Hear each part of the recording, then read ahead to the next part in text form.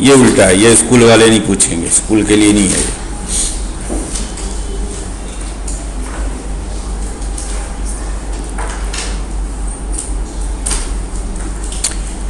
अब सुनिएगा ध्यान से, पहले सुन लीजिए फिर नोट करवा। सपोज ए हमारे पास कोई मैट्रिक्स है n बाई n, और लैम्डा कोई नंबर है, रियल या इमेजिनरी कोई भी नंबर। तो ये जो हमने नया मैट्रिक्स फॉर्म किया a minus lambda I, I identity matrix है ऑब्वियसली उसी ऑर्डर का जिस ऑर्डर का a है।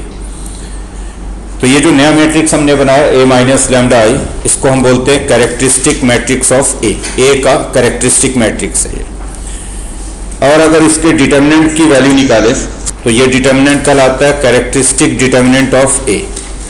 और अगर इसके डिटर्मिनेंट को हम इक्वल टू 0 करेंगे, पहले a कोई मैट्रिक्स है, a minus lambda I form करो और उसका डिटर्मिनेंट 0 करो, तो ये आपको एक लैम्डा में n डिग्री का पॉलिनोमियल इक्वेशन मिलेगा। मतलब ये कि अगर a 2/2 है तो ये लैम्डा में क्वाड्रेटिक मिलेगा आपको, अगर a 3/3 है तो ये लैम्डा में क्यूबिक मिलेगा, अगर a 4/4 है तो ये लैम्डा में 4 डिग्री का इक्वेशन मिलेगा। तो इन जनरल अगर a n/n है तो ये लैम्डा में n डिग्री का पॉलिनोमियल इक्वेशन है, और इसी इक्वेशन को हम बोलते हैं कैरेक्टरिस्टिक इक्वेशन ऑफ a। और इस इक्वेशन के जो रूट्स होंगे, क्योंकि ये जैसे क्वाड्रेटिक बन जाएगा तो 2 रूट मिलेंगे यानी लैम्डा की 2 वैल्यू मिलेंगी, क्यूबिक हो जाएगा तो 3 रूट मिलेंगे यानी लैम्डा की 3 वैल्यू मिलेंगी। तो इस इक्वेशन के जो रूट्स होंगे उसको हम कहते हैं कैरेक्टरिस्टिक रूट्स ऑफ ए, या कहते हैं eigen values of A, eigen values. लिख लीजिए, अब लिखिए। Suppose A is any n by n matrix, suppose A is any n by n matrix,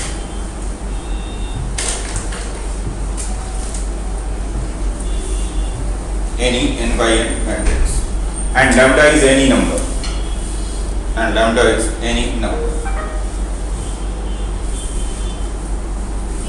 then the matrix A minus lambda I, then the matrix A minus lambda I, matrix वो determinant 4 कर चुके, then the matrix A minus lambda I is known as characteristic matrix of A, is known as characteristic matrix of A.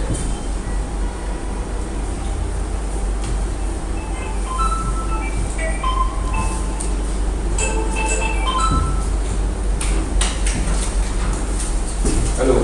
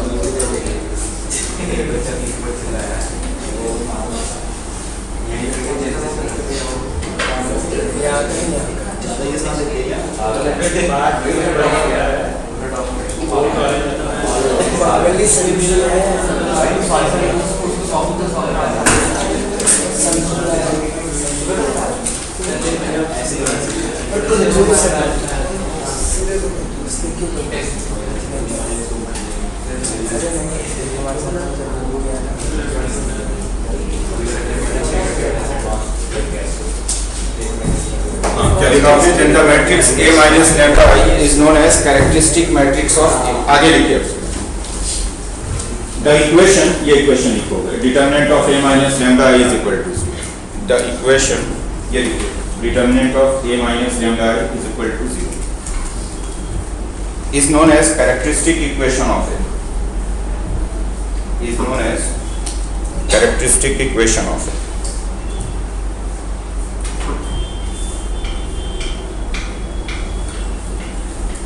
इसी में आगे लिखिए, the characteristic equation of A, the characteristic equation of A is a polynomial equation in lambda, is a polynomial equation in lambda of degree n, of degree n.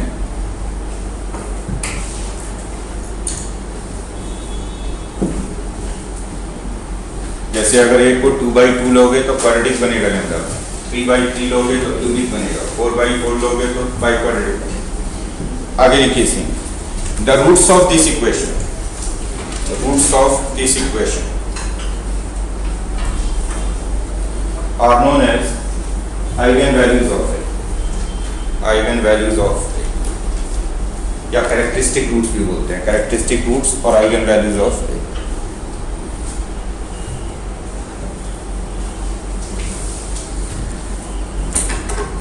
अब देखो आपको example से बेहतर समझ में आएगा। जैसे मान लो हमने ये कोई मैट्रिक्स लिया 1 2 -3 and 4,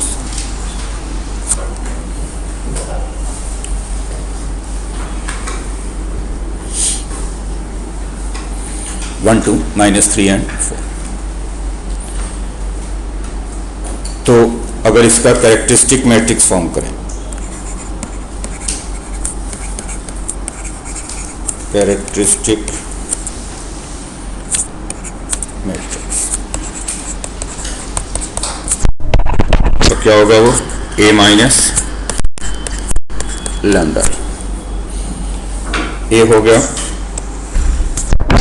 1 -3 4 लैम्डा। आई का मतलब हो गया आइडेंटिटी मैट्रिक्स 1 0 0। बोलो सही है? क्या बन गया ये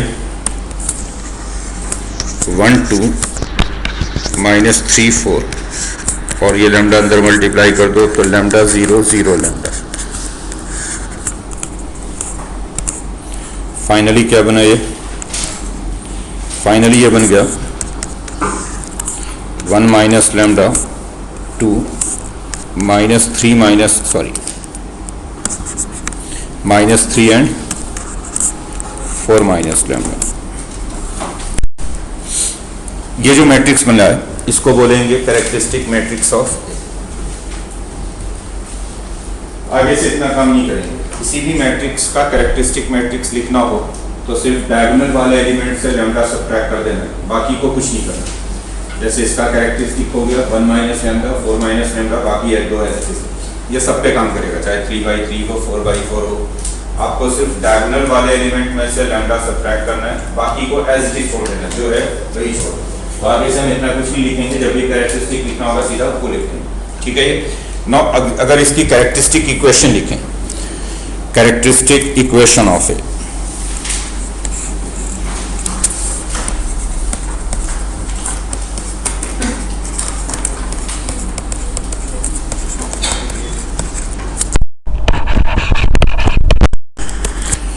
तो कैरेक्टरिस्टिक इक्वेशन ऑफ ए का मतलब है कि इसका डिटर्मिनेंट 0 कर देना। 1 माइनस लैम्डा 2 -3 4 माइनस लैम्डा, ये डिटर्मिनेंट आपको 0 कर देना है। जो मैट्रिक्स बनाओगे उसके डिटर्मिनेंट को 0 कर दो तो वो कैरेक्टरिस्टिक इक्वेशन हो गया। क्या बनेगा ये determinant?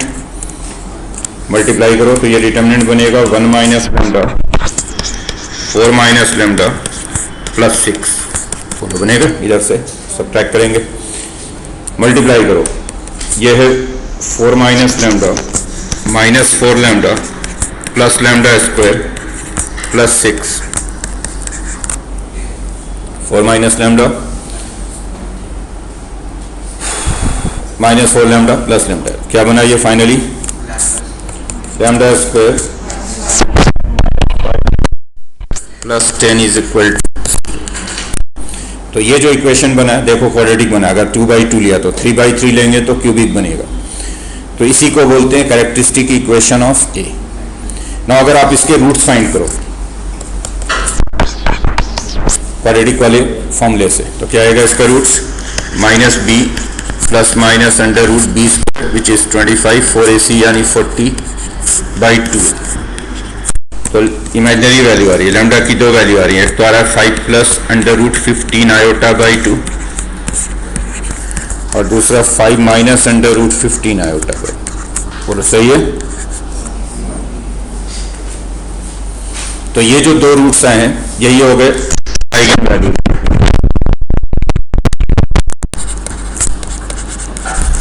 Eigen values of eigen value real और इमेजिनरी कुछ भी हो सकते हैं, रूट्स चाहे जैसे भी हैं।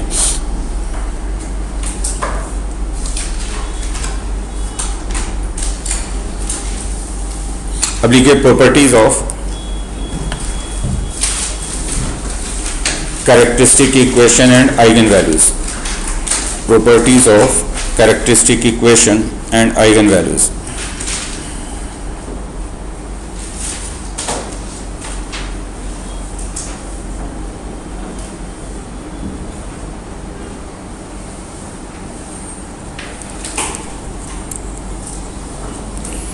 पहली प्रॉपर्टी लिखो,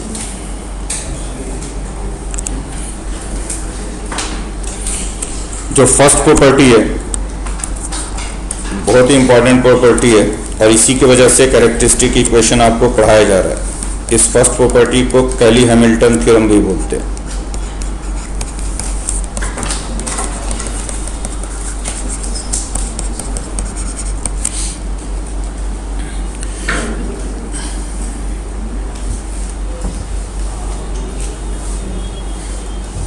क्या है फर्स्ट प्रॉपर्टी? लिखिए,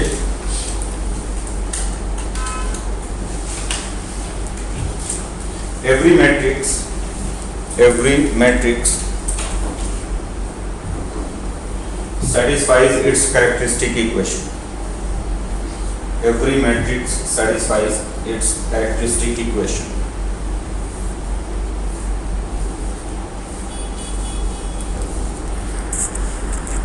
आप यहां से भी देखोगे अगर तो देखो कैरेक्टरिस्टिक इक्वेशन को आपने डिफाइन कैसे किया है।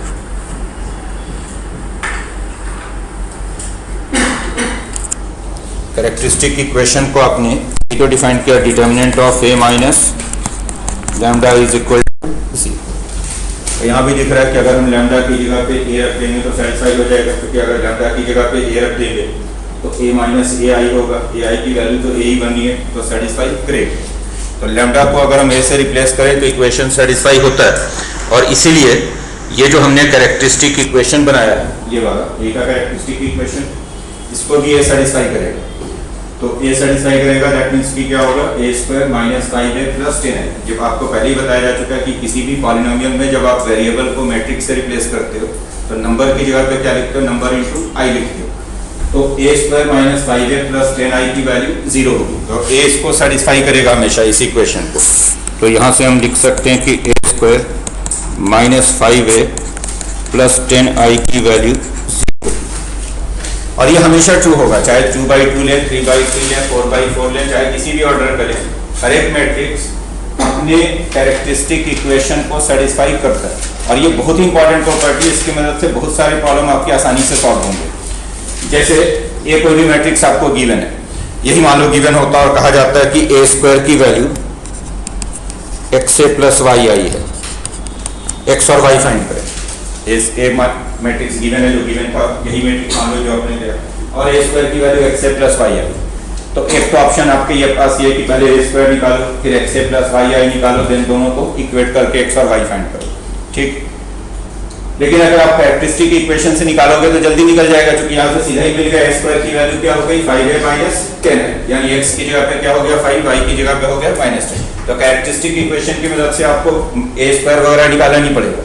वो तो तब जब ये 2/2 था, अगर 3/3 होता तो फिर ए क्यूब मिलता आपको। ए क्यूब की वैल्यू कुछ ऐसे आएगी, X A square plus Y A plus Z आई।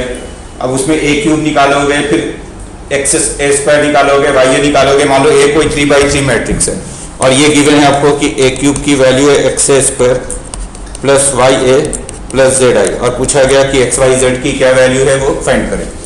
तो अगर आप सिंपल तरीके से जाओगे तो आपको बहुत टाइम लगने वाला है, क्योंकि 3/3 मैट्रिक्स है, उसमें ए क्यूब निकालने में अच्छा खासा टाइम लगेगा। फिर इधर एक्स ए स्क्वायर निकालोगे, वाई ए निकालोगे, जेड आई निकालोगे, देन दोनों को इक्वेट करोगे, इधर वाली मैट्रिक्स को इधर वाली मैट्रिक्स को। 3 वेरिएबल में इक्वेशंस मिलेंगी, फिर वो 3 वेरिएबल वाली इक्वेशन सॉल्व करनी होगी, तो काफी लेंथी हो जाएगा। जबकि कैरेक्टरिस्टिक इक्वेशन से बिल्कुल हो जाएगा। आप कैरेक्टरिस्टिक इक्वेशन बनाओगे वो लैम्डा में क्यूबिक बनेगा, और लैम्डा की जगह पे फिर ए रख दोगे तो ए क्यूबिक मिल जाएगा, यानी आपको ए क्यूब की वैल्यू मिल जाएगी x A square plus Y A plus Z. समझ में आ रही बात? अरे बोलो भाई। तो हर एक मैट्रिक्स अपने कैरेक्टरिस्टिक इक्वेशन को सेटिस्फाई करता है। और जब आपने जैसे यहाँ पे ए स्क्वायर मिल गया, ए स्क्वायर की क्या वैल्यू मिल गई 5a माइनस 10i, तो आप इससे a रेज़ टू 4 भी निकाल सकते हैं, a रेज़ टू 6 भी निकाल सकते हैं। आपको शुरू में ऐसे क्वेश्चन कराए थे और उसमें मैंने कहा था कि इस क्वेश्चन को मैं दूसरे तरीके से भी कर सकता हूँ, जो बाद में बताऊंगा आपको। वो यही था कैरेक्टरिस्टिक इक्वेशन कि आपको कोई मैट्रिक्स a गिवन था और गिवन था कि a रेज़ टू 6 की वैल्यू ये है xi plus y xa plus yi, x और y क्या होंगे, या कोई मैट्रिक्स a गिवन था, अब एक आ गया था a रेज़ टू 8 की ये वैल्यू है, तो x और y फाइंड करें। तो आप कैरेक्टरिस्टिक इक्वेशन से सॉल्व करेंगे तो जल्दी हो जाएगा, क्योंकि आपको a गिवन है तो a स्क्वायर मिल गया 5a माइनस 10, इसके स्क्वायरिंग कर देंगे तो a रेज़ टू 4 मिल जाएगा, एंड देन दोबारा स्क्वायरिंग कर देंगे तो a रेज़ टू 8 मिल जाएगा। एक और इसका यूज है कि इसकी मदद से हम इनवर्स भी फाइंड कर सकते हैं कि इनवर्स निकालने का 3 मेथड हो गया आपके पास। एक तो हो गया adjoint of A over determinant of A, ये इनवर्स होता है। एक आपने देखा ट्रांसफॉर्मेशन वाला मेथड कॉलम या रो ट्रांसफॉर्मेशन से, और तीसरा है कैरेक्टरिस्टिक इक्वेशन से भी इनवर्स निकल जाता है। अब जैसे ये ए मैट्रिक्स है तो हमारे पास ये मिल गया कि ए स्क्वायर की वैल्यू क्या है, देख लो ए स्क्वायर की वैल्यू है, ये मिल गया ना आपको, ए स्क्वायर 5a 10i0, ठीक। अगर इसमें ए इनवर्स से मल्टीप्लाई कर दें पूरे को, ए इनवर्स से मल्टीप्लाई करेंगे तो यहाँ पे क्या आएगा A square into A inverse, then क्या आएगा 5a a इनवर्स, देन क्या आएगा 10i a इनवर्स। बोलो सही है, उधर तो जीरो है, उधर कोई फर्क पड़ेगा नहीं, ए इनवर्स से मल्टीप्लाई कर दिया। ए स्क्वायर को ए इनवर्स से मल्टीप्लाई करेंगे तो क्या हो जाएगा ए इनवर्स क्या हो जाएगा आई ए इनवर्स क्या हो जाएगा, आई से मल्टीप्लाई करने पे कोई चेंज होता नहीं। तो देखो यहाँ से ए इनवर्स की वैल्यू मिल गई, ए इनवर्स की वैल्यू क्या मिल जाएगी 1/10 टाइम्स 5i माइनस मिल गया। तो इनवर्स मिल जाएगा, क्योंकि ये तो आसानी से हम कैलकुलेट कर ही सकते हैं। आपको 5i माइनस ए निकालना है, उसको 1/10 से मल्टीप्लाई कर देना है, ए इनवर्स मिल जाएगा। तो कैरेक्टरिस्टिक इक्वेशन की मदद से भी इनवर्स निकाला जा सकता है। पहले आप उसकी कैरेक्टरिस्टिक इक्वेशन बनाओ और उसके बाद ए इनवर्स से मल्टीप्लाई कर दो तो आपको ए इनवर्स की वैल्यू मिल जाती है, ठीक। नेक्स्ट प्रॉपर्टी लिखिए,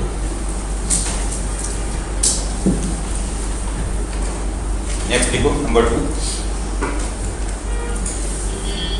पहला तो यह कि हर एक मैट्रिक्स अपने कैरेक्टरिस्टिक इक्वेशन को सेटिस्फाई करता है। दूसरी बात यह कि अगर किसी भी मैट्रिक्स का आइगन वैल्यू 0 है, यानी 0 अगर कैरेक्टरिस्टिक इक्वेशन को सेटिस्फाई कर रहा है तो वो सिंगुलर मैट्रिक्स ही होगा, मतलब उसके डिटरमिनेंट की वैल्यू 0 होगी।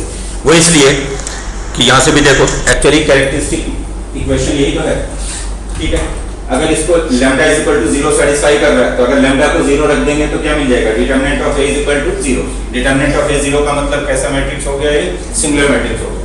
तो अगर आइगन वैल्यू की कोई भी आइगन वैल्यू अगर 0 आ रहा है तो आप स्ट्रेट अवे कहिए कि ये सिंगुलर मैट्रिक्स है, मतलब इसका इनवर्स एग्जिस्ट नहीं करेगा। तो लिख लीजिए if 0 is an eigen value, if 0 is an eigen value of A matrix then it must be a singular matrix, then it must be a singular matrix।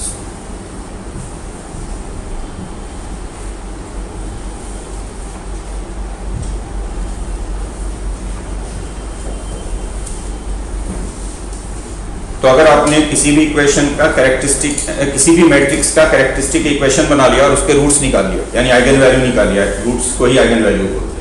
अगर eigen value 0 आ रहा है, यानी roots में कोई भी रूट 0 आ रहा है, तो आप स्ट्रेट अवे कहिए कि एक सिंगुलर मैट्रिक्स है, यानी इसका डिटरमिनेंट 0 ही होगा।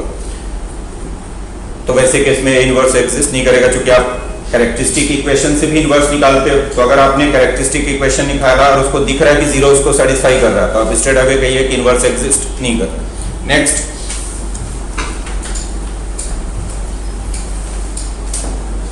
अगर कोई इन्वर्टिबल मैट्रिक्स है, यानी जिसका जैसे यही है इन्वर्टिबल मैट्रिक्स, इसका इनवर्स एग्जिस्ट कर रहा है। अगर कोई इन्वर्टिबल मैट्रिक्स है और लैम्डा ए का आइगन वैल्यू है तो ए इनवर्स का आइगन वैल्यू 1/λ होगा। जैसे अगर किसी मैट्रिक्स का आपने आइगन वैल्यू निकाला 2 और 3 तो उसके इनवर्स का आइगन वैल्यू होगा 1/2 और 1/3। अगर आपने किसी मैट्रिक्स का आइगन वैल्यू निकाला से 5 और 1/7 तो उसके इनवर्स का जो आइगन वैल्यू होगा वो 1/5 और 7 होगा, रेसिप्रोकल होगा हमेशा। देख लीजिए if lambda is an eigen value,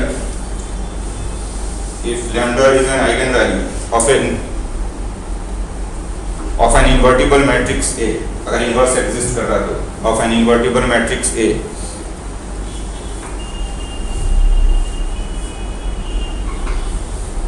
then 1 by lambda is the eigenvalue of A inverse. Then 1 by lambda is the eigenvalue of A inverse.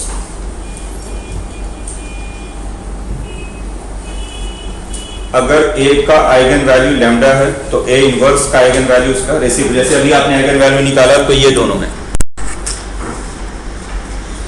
अगर मान लो यही मैट्रिक्स A गिवन होता और आपसे कहा जाता है कि आप A इनवर्स के आइगन वैल्यू बताओ, A की नहीं, तो आपको A इनवर्स के आइगन वैल्यू निकालने की जरूरत नहीं, आपने A का निकाल दिया है, इसके रेसिप्रोकल जो होंगे वही A इनवर्स के eigen value. Next, eigen values का सम हमेशा ट्रेस के इक्वल होता है और प्रोडक्ट हमेशा डिटरमिनेंट के इक्वल होता है। अगर आपने आइगन वैल्यू निकाल दिया तो उनका सम जो होगा वो ट्रेस होगा, जो प्रोडक्ट होगा वो डिटरमिनेंट होगा। जैसे आप इन दोनों को ऐड करके देखो, अगर आप इन दोनों को ऐड करोगे तो सम बन रहा है 5, बन रहा है, इसको और इसको ऐड करो, देखो इस मैट्रिक्स का ट्रेस 5 था, अगर आप इस मैट्रिक्स का ट्रेस देखोगे तो ट्रेस क्या था इसका 5 है। तो सम जो होता है आइगन वैल्यू का वो हमेशा ट्रेस के इक्वल होता है, और अगर आइगन वैल्यूज का प्रोडक्ट फाइंड करोगे तो वो डिटरमिनेंट मिलेगा। अगर आप प्रोडक्ट निकालो इसका, देखो इन दोनों को अगर मल्टीप्लाई करो, इसको और इसको, ऊपर a plus B, a minus B, a square minus B square, क्या मिलेगा 25 प्लस 15, 25 प्लस 15 कितना हो गया 40, 40 बाई 4 10, तो इन दोनों का प्रोडक्ट बन रहा है 10। आप देखो डिटरमिनेंट की वैल्यू 10 थी, अगर आप इस मैट्रिक्स का डिटरमिनेंट निकालोगे तो इस मैट्रिक्स का जो डिटरमिनेंट था वो 10 के इक्वल था, आया नहीं, 4 और इधर से प्लस 6। और ये सिर्फ 2 by 2 नहीं है, हर एक पे 2 है, चाहे 2 by 2 हो, 3 by 3 हो, 4 by 4 हो। सम ऑफ आइगन वैल्यूज ये ट्रेस के इक्वल होता है, प्रोडक्ट ऑफ आइगन वैल्यूज ये डिटरमिनेंट के इक्वल होता है। देख लीजिए, sum of eigenvalues is equal to trace of the matrix and product of eigenvalues is equal to determinant of the matrix. Sum is trace, product is determinant.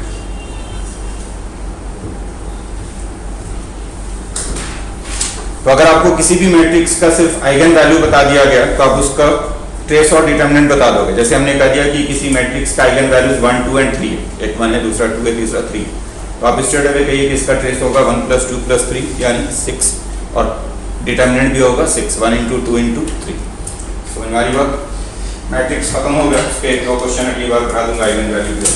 Next class में determinant शुरू करेंगे और next week में matrix का test होगा, क्योंकि chapter ये खत्म हो गया।